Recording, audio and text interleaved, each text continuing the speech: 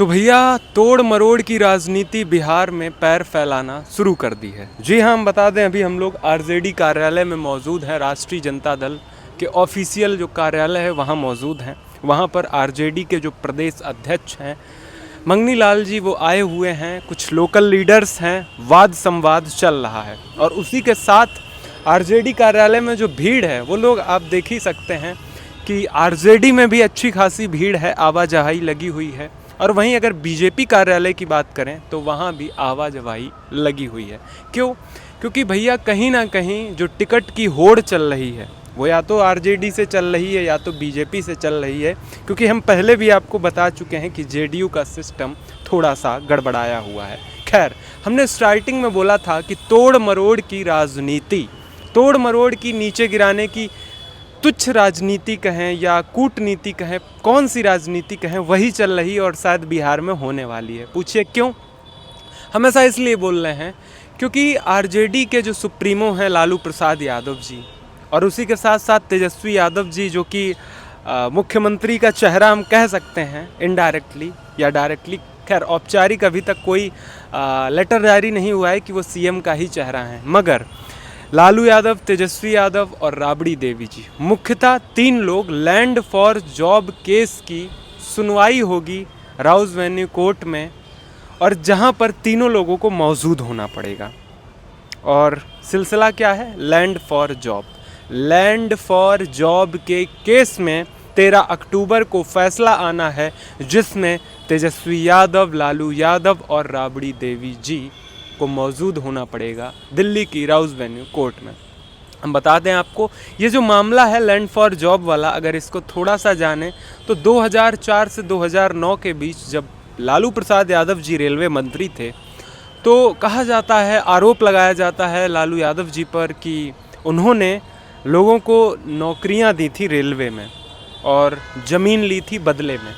तो उसी के चलते ये केस चल रहा है। मगर आप लोग भी सोच रहे होंगे कि 2004 से 2009 के बीच का मैटर है और उसके बाद जो चीज़ें खुलासा हुआ, मगर ये अब 2025 में ठीक चुनाव से पहले, हम बता दें आपको अभी अक्टूबर का महीना शुरू होने वाला है और अक्टूबर के महीने में ही एंड में जहाँ तक 4-5 फेज़ में चुनाव होने वाला है और उसके बीच में अब आप लोग समझ गए होंगे, लालू जी को, तेजस्वी जी को और राबड़ी देवी जी को कोर्ट में घसीटा जा रहा है। खैर, हम बता दें आपको, जो एक पार्टी है खासकर जो तोड़ मरोड़ की राजनीति करती है, जिसने दिल्ली के सीएम जब अरविंद केजरीवाल जी थे उनको भी जेल भेजा था, झारखंड के जो सीएम थे उनको भी जेल भेजा था। आखिर चुनाव से ठीक कुछ महीने पहले या कहें 1 महीने पहले ये सब खेल क्यों होता है? पुराने केस क्यों खुलने लगते हैं?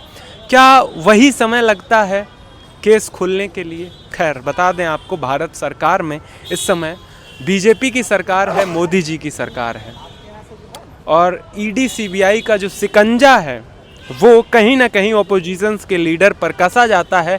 जैसे 2024 वाले लोकसभा चुनाव में कांग्रेस के अकाउंट सीज कर दिए गए थे, नेताओं पर दबाव बनाया जा रहा था और वही दबाव की राजनीति अब बिहार में भी देखने को मिलेगी।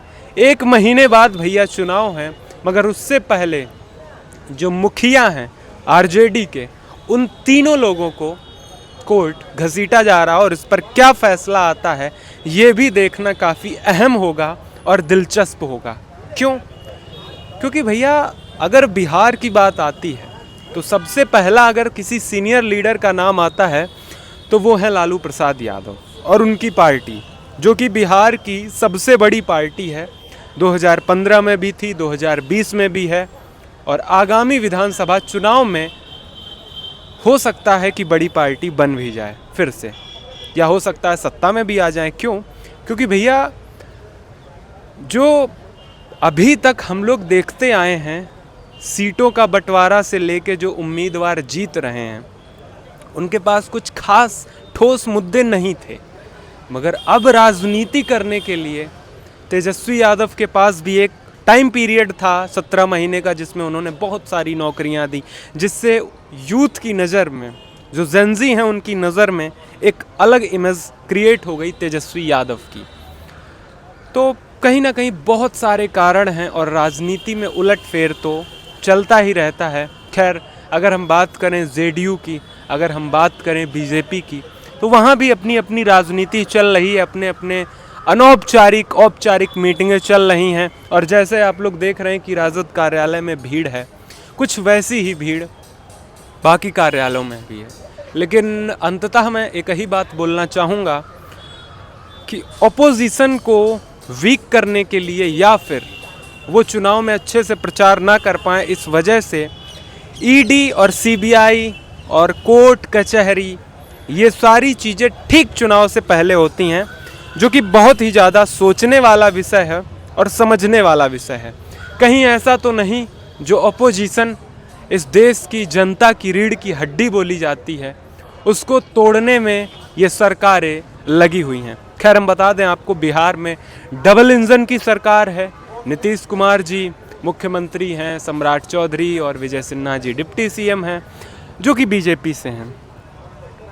खैर, इस सब पर आपका क्या सोचना है, आपकी क्या राय है, कमेंट करके हमें ज़रूर बताएं। और एक बात ये ज़रूर बताएं कि 13 अक्टूबर को जो कोर्ट में केस में सुनवाई होने वाली है लैंड फॉर जॉब की, आखिर उसमें क्या होगा और क्या फैसला निकल कर आने वाला है। क्यों? क्योंकि भैया जब जब चुनाव आता है तब तब तोड़ मरोड़ की साम दाम दंड भेद की राजनीति भाजपा अपनाती है और उसका इतिहास रहा है। धन्यवाद। जय हिंद, जय भारत। ऐसे ही सच्चाई और वास्तविकता के साथ हर एक खबर को द डिप्लोमेटिक इंडिया पर दिखाते रहेंगे।